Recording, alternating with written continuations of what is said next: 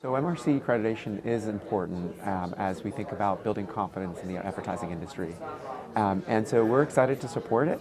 I think it provides some standards across all media types, not just retail media. And of course, we achieved our MRC accreditation for sponsored search just this past fall. But what I'm more excited about is not just MRC accreditation, but advertisers asking for more.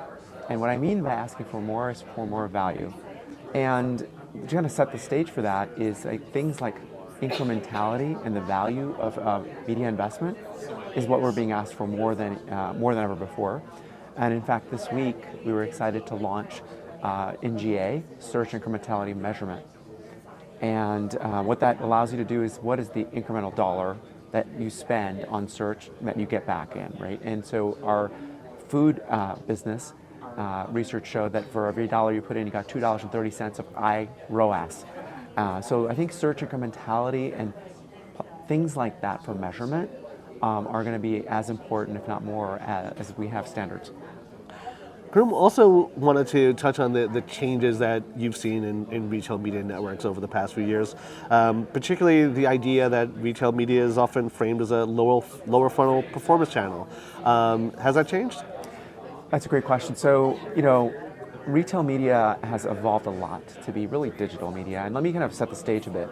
At Walmart Connect, we are being asked increasingly to drive not only sales, but stories that drive sales. And so the things we talk about is we love to spark sales for our advertisers. And retail media platforms like ours, and what we are excited about is that we have scale. You got to start with that. We've got 4,600 stores, 150 million omnichannel customers that we engage with weekly. Of course, we've got the solutions, and we've got performance solutions lower funnel and brand solutions upper funnel, and we have measurement solutions. And then finally, we've got the signals for closed loop measurement. Now, to answer your question about has retail media evolved, absolutely. So we, about a year ago, acquired Vizio, and we now have the ability to tell a story from a brand solution perspective on a Vizio TV, and I call it from couch to cart to sale, right? And just recently we did research with iSpot that showed that when you invest in Vizio ads plus Walmart Connect CTV ads, and you combine that with a linear TV buy, you can get up to 55% increase in your reach, okay? Reach, the classic upper funnel metric. So I think you're right, this is not your old retail media, right? It's evolved, and it's a very exciting time. Stories that sell. Khurrum, earlier you touched on the evolution of search, particularly when it comes to retail media, and we've seen sponsored placements become much more prevalent, particularly in retail search. So with that in mind, how should retailers balance monetization with maintaining trust and a positive shopper experience? That's right. So the customer's number one at Walmart. So any investments we make, both in advertising and of course our retail experience, starts with them. And we want to make sure it's an accretive and helpful experience. That applies to ads as well. And so we're constantly making sure that the customer experience is actually net accretive, engagement gets better, and we monetize and balance off of that. And advertisers are also always asking us to, of course, prove impact for them, right? So I'll share something else, because I've got to, right? It's CES, and so one of the things we do is we hold ourselves accountable with third parties to measure us. We just did some research with Circana, and what it showed was Walmart Connect search and media investments outperform social media norms from Circana by 2.5x ROAS, right? So to answer the question, in more crisply and cleanly, customers number one, and advertisers continue to ask for us to drive ROAS for them.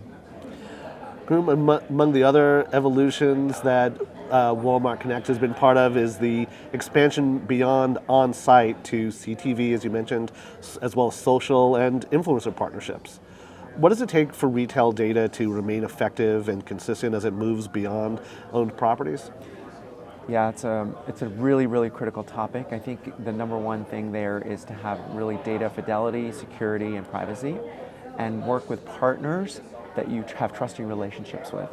As an example, we have a great partnership with the Trade Desk, and we work together to activate our shopper data and measurement on their platform with the Walmart DSP, and they help find those audiences across open web surfaces, right? Display, video, audio, CTV. So I think like having partners you trust that are really they sanctify data and honor it the way it should be.